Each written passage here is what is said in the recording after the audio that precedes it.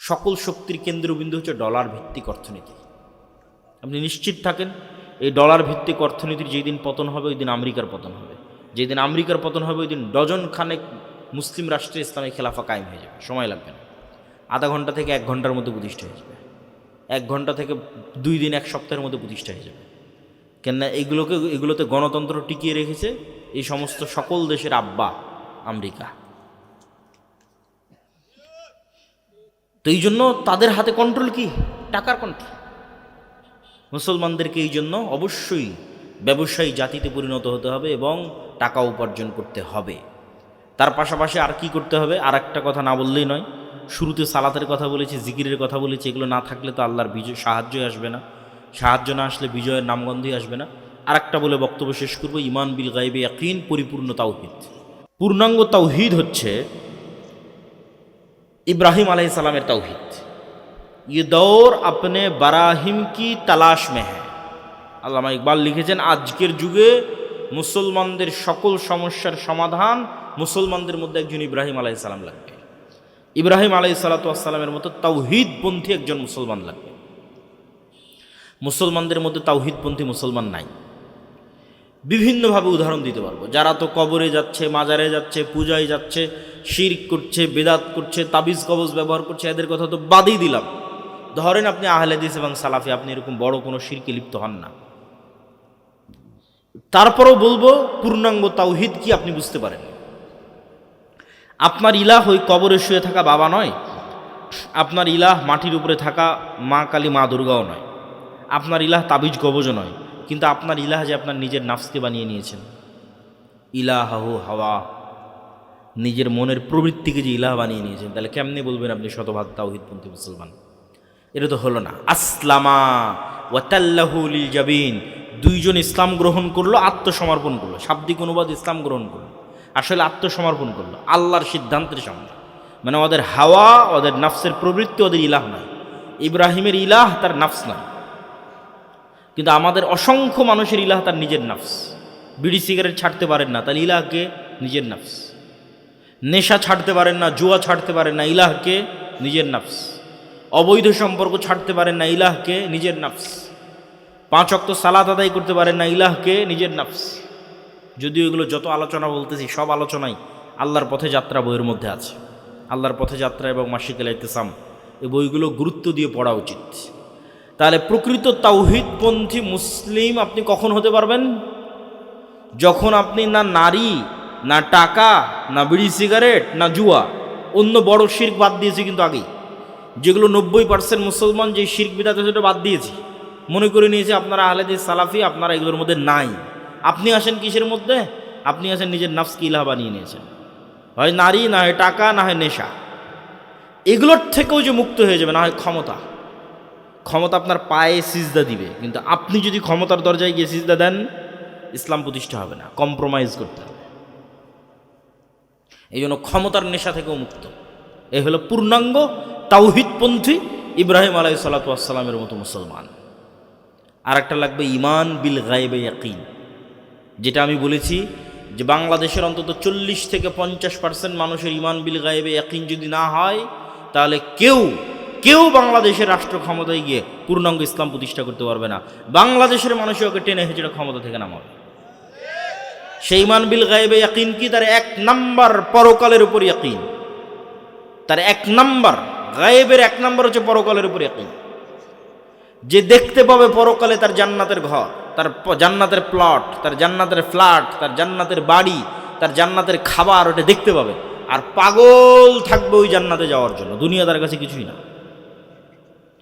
এই লেভেলের ইমান যতক্ষণ অর্জন না হয়েছে, আমাকেও যদি আপনি কালকে ক্ষমতায় পাঠিয়ে দেন আর আমি যদি ঘোষণা দিই সারা বাংলাদেশে আমি ইসলাম প্রতিষ্ঠা করে দিলাম, যখন সব দেশ বাংলাদেশকে বয়কট করে দিবে, জিনিসপাতির দাম বেড়ে যাবে, বিদ্যুৎ থাকবে না, এসি ফ্রিজ চলবে না, আপনারা আন্দোলন করে ক্ষমতা থেকে নামিয়ে দেবেন। এটাই বাস্তব। আর না হলে যে বলছে আমি ইসলাম বাস্তবায়ন করবো, করতে পারবে না, ও কম্প্রোমাইজ করবে, পুরো ইসলাম বাস্তবায়ন করবে না। আব্বারা যতটুকু অনুমতি দিবে ততটুকু করবে। তাহলে উপায় কি? উপায় অন্তত 30-40-50% মানুষের ইমান হতে হবে আসহাবুল উখদুদের ইমান, হতে হবে আসহাবে কাহফের ইমান। আসহাবুল উখদুদ কারা? ওয়ামা নাকামু মিনহুম ইল্লা ইউমিনু বিল্লাহিল আজিজিল হামিদ। আসহাবুল উখদুদকে বলা হয় ঈমান ছাড়ো, না হয় সামনে আগুন আছে, ঝাঁপিয়ে পড়ে পুড়ে মরে যাও। সব ওই আগুনে ঝাঁপিয়ে পড়ে পুড়ে মরে গেছে। কেন? ওরা ওই আগুনে জান্নাত দেখেছে, এই জন্য। বলেন আল্লাহু আকবার। এটা ওদের ঈমান ছিল, এই আগুনে জান্নাত আছে। এই একই ঈমানের পরীক্ষা দাজ্জালের সময় হবে। আর ওদের পিছনে যে ঘর বাড়ি থেকে গেছে, ওই ঘর বাড়ির মধ্যে ওরা জাহান্নামের আগুন দেখতে পেয়েছে, স্বচক্ষে দেখতে পেয়েছে। ওই লেভেলের ওদের ইয়াকিন ছিল।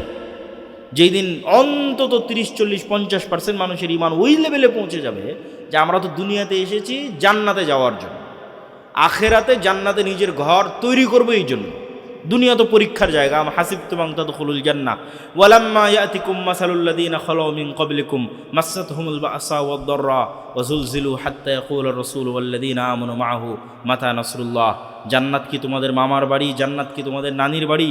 জান্নাত কি হাতের মোয়া যে প্রবেশ করে গেলে ওই বিপদ, ওই আপদ, ওই কষ্ট, ওই দুঃখ তোমরা সহ্য করলে না? যে এই কষ্ট, যে দুঃখ তোমাদের অতীতে যারা চলে গেছে তারা সহ্য করেছে। শালা সেই দুঃখ, সেই কষ্ট তো সহ্য করা লাগবে। ওই দুঃখ, ওই কষ্ট সহ্য করার মেন্টাল প্রস্তুতি থাকতে হবে, তবে পূর্ণাঙ্গ ইসলাম প্রতিষ্ঠা হবে।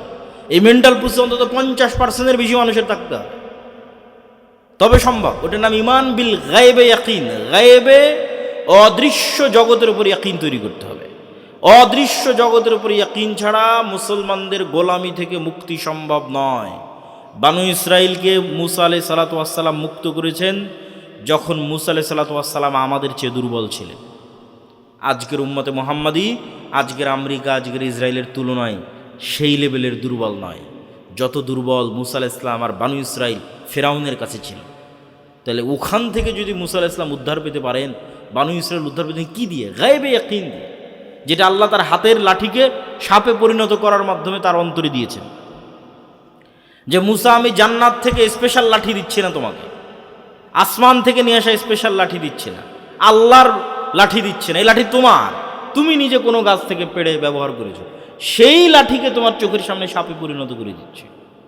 জাদুকরদের লাঠি এবং দড়ি সাপ হয়ে গেছে চোখের ভেলকি।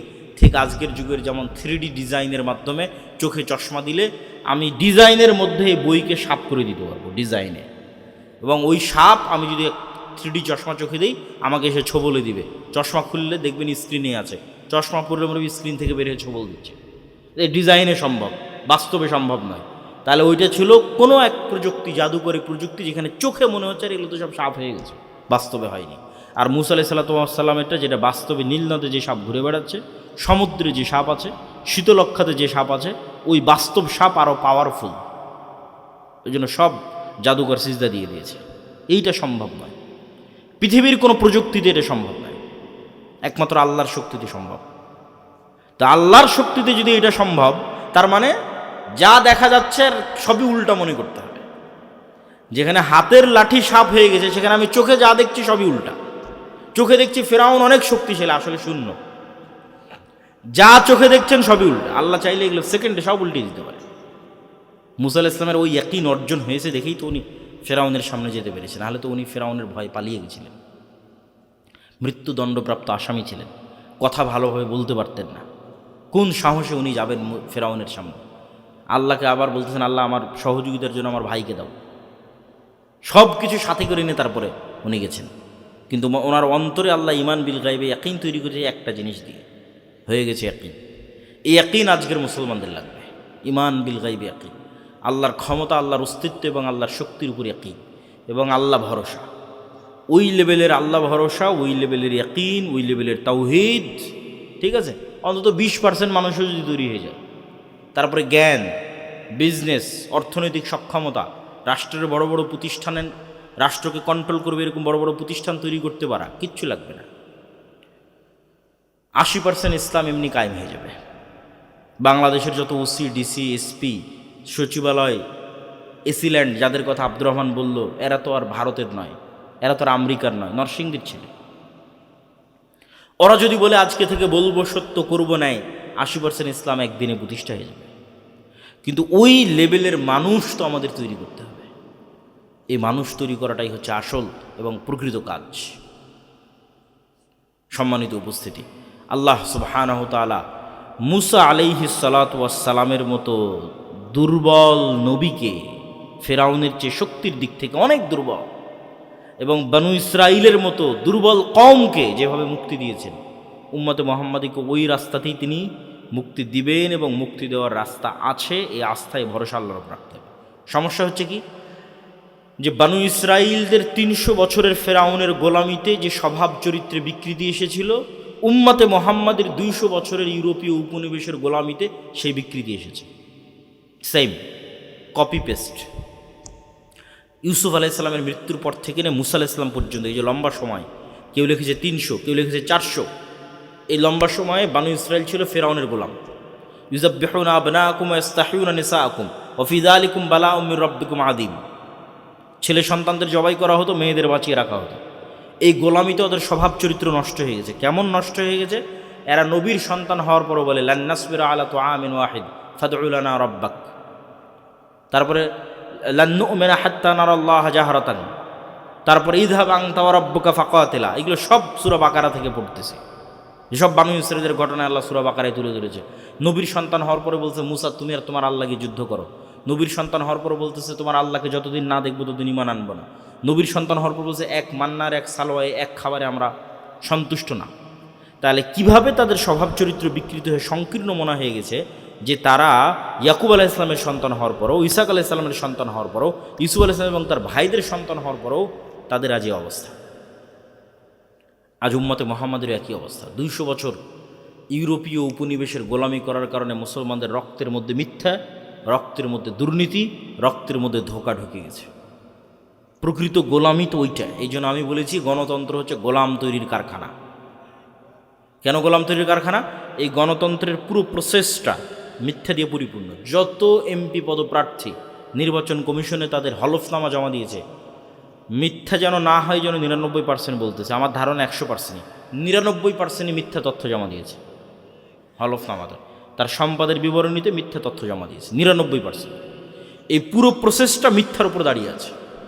একই দলের একই আসনের মনোনয়ন প্রার্থী যদি তার আর এক মনোনয়ন প্রার্থীর বিরুদ্ধে লবিং, লিয়াজু, গিবত, টাকার লেনদেন না করে, ওর দলই ওকে মনোনয়ন দেবে না।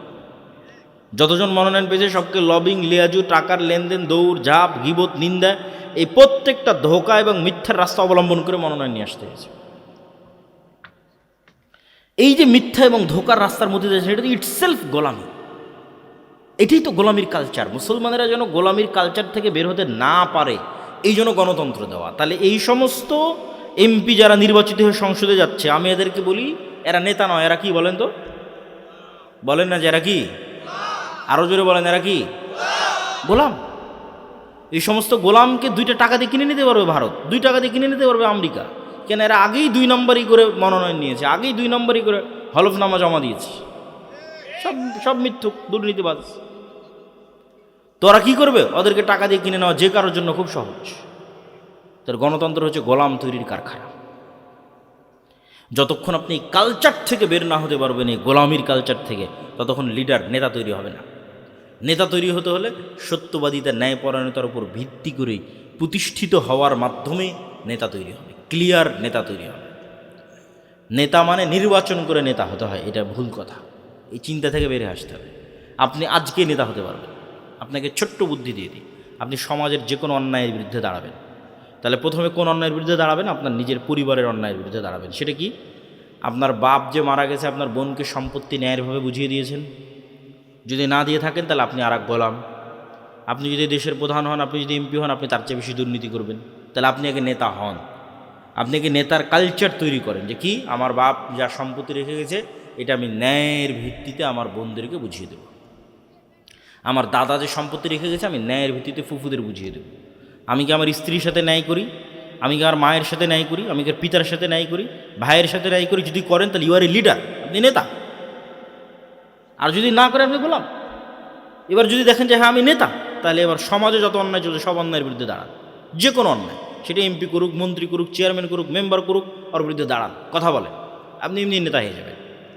এরকম যে কোনো এক নেতাকে আল্লাহ সুবহানাহু ওয়া তাআলা কবুল করে নিয়ে মোল্লা ওমর বানিয়ে দিয়েছে আফগানিস্তান। এমনি আল্লাহ সুবহানাহু ওয়া তাআলা কবুল করে নিয়েছে। কার নিয়ত আল্লাহ সুবহানাহু ওয়া তাআলা কখন কবুল করে না? আল্লাহ উপরওয়ালা আল্লাহ সুবহানাহু ওয়া তাআলা ভালো জানেন। কিন্তু ন্যায়পরায়ণতা এবং সত্যবাদিতার উপর যারা প্রতিষ্ঠিত থাকবে এরা নেতা হবে, বাই ডিফল্ট নেতা হবে। এর জন্য নির্বাচন করে নেতা হওয়া লাগবে না। কেন ওই যে সিস্টেম, ওই সিস্টেমটা মিথ্যা, ধোঁকা, দুর্নীতি দিয়ে পরিপূর্ণ, যেখানে গেলে আপনাকে মিথ্যা, ধোঁকা এবং দুর্নীতির আশ্রয় নিতে হবে। কেউ যদি মিথ্যা, ধোঁকা, দুর্নীতির আশ্রয় নিয়ে গণতন্ত্রের মধ্যে থাকতে চায় এবং যদি থাকতে পারে, তাহলে তার পরিণতি হবে ওসমান হাদির মতো। যদি থাকতে চায়, থাকতে পারে, ওকে গুলি করে উড়িয়ে দেবে। এই সিস্টেম সত্যবাদী, ন্যায়পরায়ণ মানুষ সহ্য করতে পারবে না। তাহলে পুরো আলোচনা যদি আপনাদের সামনে আমি সামারি তুলে ধরি, একদিক থেকে যে উম্মতে মুহাম্মাদির মুক্তির রাস্তা আব্দুর রহমান যেভাবে বলেছে, শুধু স্লোগান, শুধু মিছিল, শুধু জীবন দেওয়া দিয়ে হবে না, হবে না, হবে না। শুধু স্লোগান, শুধু মিছিল, শুধু জীবন দিয়ে আরেকজন ক্ষমতা নিয়ে চলে যাবে। প্রথম পয়েন্ট শেষ। কি করতে হবে? কাজের কাজ করতে হবে। সে কাজের কাজ কি? সময় নষ্ট করা যাবে না। 1 নম্বর জ্ঞান অর্জন করতে হবে। 2 নম্বর অর্থনৈতিকভাবে সক্ষম হতে হবে, ব্যবসা করতে হবে। 3 নম্বর সত্যবাদী এবং ন্যায়পরায়ণ হতে হবে, যাতে নেতা হতে পারেন। এই নেতা হওয়ার কালচার শুরু হবে আপনার পরিবার থেকে, তারপরে সমাজে, আশেপাশে, তারপরে পুরো রাষ্ট্রে। আল্লাহ আপনাকে কবুল করে ফেলতে পারে, যে কাউকে কবুল করে ফেলতে পারে। তারপরে কি হবে? আপনি যখন এই মানের নেতা হয়ে যাবেন, তখন আপনি বিপদ এবং বাধার সম্মুখীন হবেন, নিশ্চিত থাকেন। ওই বিপদ এবং বাধা সেই অতিক্রম করতে পারবে যে শতভাগ তাওহীদপন্থী। ওই বিপদ বাধা সেই অতিক্রম করে ধৈর্য ধরতে পারবে যে ঈমান বিল গায়বে ইয়াকিন রাখে। ওই বিপদ বাধায় আল্লাহ তাকেই সাহায্য করবে যে 5 ওয়াক্ত সালাতে আছে, রাতের সালাতে আছে, সকাল সন্ধ্যের জিকিরে আছে। এই পরের 3টা যদি না থাকে, তাহলে ওই বিপদ বাধাতেই শেষ, ও সামনে আগাতে পারবে না। বিপদ বাধা অতিক্রম করে বিজয় আনার জন্য 3টা লাগবেই: পূর্ণাঙ্গ তাওহীদের অনুসারী, ঈমান বিল গায়বে ইয়াকিন তথা পরকালমুখী চিন্তা, 5 ওয়াক্ত সালাতের পাশাপাশি রাতের সালাত এবং সকাল সন্ধ্যের জিকির। এই গুণ যদি কোনো এক এইরকম নেতার মধ্যে একত্রিত হয়ে যায়, যেই নেতা জ্ঞানী, যেই নেতা অর্থনৈতিকভাবে সক্ষম, যেই নেতা সত্যবাদী এবং ন্যায়পরায়ণ, কারো কাছে বিক্রি হয় না, পরোয়া করে না, অন্যায়ের বিরুদ্ধে প্রতিবাদ করে, এরকম কোনো এক নেতার মধ্যে যদি এই 3টে গুণ একত্রিত হয়, যে সে পূর্ণাঙ্গ তাওহীদপন্থী, সে পূর্ণাঙ্গ ঈমান বিল গায়বে ইয়াকিন রাখে, সে 5 ওয়াক্ত সালাতের পরে রাতের সালাত আদায় করে এবং সকাল সন্ধ্যের জিকির করে, ওর দ্বারা বিজয় নিশ্চিত। এরকম 500 যুবক যদি তৈরি হয়ে যায়, বাংলাদেশের রাষ্ট্র ক্ষমতা নেই, এটা পুরো পৃথিবীর রাষ্ট্র ক্ষমতা দখলের মূলনীতি বলে দিলাম। এই রকম মানুষের হাত দিয়েই বিজয় হবে, এটা নিশ্চিত থাকেন, আজ হোক আর কাল হোক। ইসলামের বিজয় এরকম মানুষের হাত দিয়ে হবে। এটা শুধু বাংলাদেশের নয়, সারা পৃথিবীর। সাহাবীদের যদি আমলনামা বের করেন, এগুলোই পাবেন। সাহাবীরা এরকমই ছিলেন। কেন এরকম ছিলেন? আরও একটা দলিল দিয়ে বক্তব্য শেষ করে দিই। কেন? এরা ছিল বানু ইসমাইল। বানু ইসমাইল কোনোদিন কারো গোলামি করেনি। কোনোদিন কারো গোলামি না করার কারণে এরা বেশিরভাগ মিথ্যা, ধোঁকা এগুলো বুঝতো না। আব্দুল মুত্তালেব মুশরিক, আবু তালেব মুশরিক, কিন্তু ধোঁকাবাজ, দুর্নীতিবাজ, মানুষের সম্পদ মেরে নিয়েছে, খুঁজে পাবেন না। একটা প্রমাণ দিতে পারবেন না। আমানতের খেয়ানত করেছে, পাবেন না। কেননা ইসমাইলের সন্তানেরা কোনোদিন গোলামি করেনি, আর গোলামি না করলে এই গুণগুলো মানুষের মধ্যে আসে না। ফলত তারা বাই নেচার, বাই ডিফল্ট নেতৃত্বের গুণ নিয়ে জন্ম নিয়েছিল। মুহাম্মদ সাল্লাল্লাহু আলাইহি সাল্লাম এবং তার আশেপাশের যারা সাহাবায়ে কেরাম ছিলেন, সেটা যদি আবু সুফিয়ানও হয়, আবু সুফিয়ানের পরবর্তী বংশ উমাইয়া খলিফারাও হয়, তাহলে এরা বাই নেচার নেতৃত্বের গুণ নিয়ে জন্ম নিয়েছিল। তার সাথে শুধু যুক্ত হয়েছিল তাওহীদ, ঈমান বিল গায়বে ইয়াকিন, সালাত, রাতের সালাত, সকাল সন্ধ্যের জিকির, এগুলো যুক্ত হয়েছিল। বাকি সত্যবাদিতা, ন্যায়পরায়ণতার গুণ জন্মগতই ছিল। আর সেই গুণ আমরা 200 বছরের গোলামিতে হারিয়েছি। আশা করি আমি আপনাদের বুঝাতে পেরেছি। না বুঝাতে পারলে আল্লাহর পথে যাত্রায় বই পড়তে হবে। স্কুল, কলেজ, ইউনিভার্সিটি, মসজিদ, মাদ্রাসা, সব জায়গায় অন্তত সপ্তাহে 1 দিন হলো 2 পৃষ্ঠা করে এই বই পড়তে হবে, 3 পৃষ্ঠা করে, 1 পৃষ্ঠা করে হলেও পড়তে হবে। পড়ে বুঝার চেষ্টা করতে হবে যে বই লেখক কী বলেছে। এটা প্রথম বই। যারা ভবিষ্যতে ইসলামের বিজয় দেখতে চায় তাদের জন্য অবশ্য পাঠ্য প্রথম বই। দ্বিতীয় বই আরও কিছুদিনের মধ্যে নিয়ে আসার চেষ্টা করতেছি ইনশাআল্লাহ, যদি আল্লাহ সুবহানাহু ওয়া তাআলা তৌফিক দেন। এই জন্য এই বইটাকে মূল্যায়ন করতে হবে। মসজিদ, মাদ্রাসা, স্কুল, কলেজ, ইউনিভার্সিটি, লাইব্রেরি, যে কোনো জায়গায় নাসিম ভাইদের প্রতি উদাত্ত আহ্বান থাকবে। প্রতিটা মসজিদে প্রতি সপ্তাহে অন্তত শুক্রবারের দিন হোক, শনিবারের দিন হোক, 2 পৃষ্ঠা করে অধ্যয়ন করা। এটার মাধ্যমে চিন্তার দরজা উন্মুক্ত হবে এবং কিভাবে আমরা আল্লাহ সুবহানাহু ওয়া তাআলার কাছে সম্পৃক্ত হব, কানেক্টেড হব। শয়তান, নফস, মালাইকা, রূহ, এগুলোর গূঢ় রহস্য এবং তত্ত্ব কী, সালাত, সিয়াম, হজ, জাকাত কীভাবে আমাদের কাজে দেয়, গুনাহ আমাদের কত ক্ষতি করে, জিকির কিভাবে আমাদের উপকার করে, ঠিক আছে, অন্তরের অসুস্থতাগুলো কী, অন্তরের অসুস্থতা থেকে পরিশুদ্ধি কীভাবে সম্ভব, এগুলো সব বিষয়ে ব্যাপক এবং বিস্তারিত আলোচনা আছে। আল্লাহ সুবহানাহু ওয়া তাআলা আমাদের কবুল করুক। আল্লাহুম্মা আমিন। বক্তব্য শোনার চাইতে আমল করার চেষ্টা করতে হবে বেশি। বলেন ইনশাআল্লাহ। বৈঠক শেষের দোয়া পড়ি, যদি কোনো প্রশ্ন থাকে করতে পারেন। সুবহানাকাল্লাহুম্মা ওয়া বিহামদিকা আশহাদু আল্লা ইলাহা ইল্লা আনতা আস্তাগফিরুকা ওয়া আতুবু ইলাইক। লম্বা করলাম না।